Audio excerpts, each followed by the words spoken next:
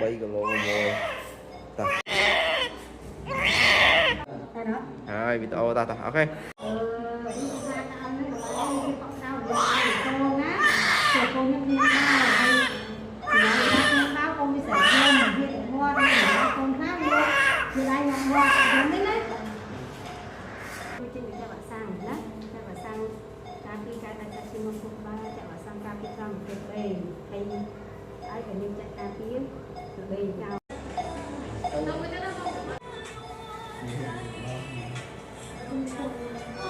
ý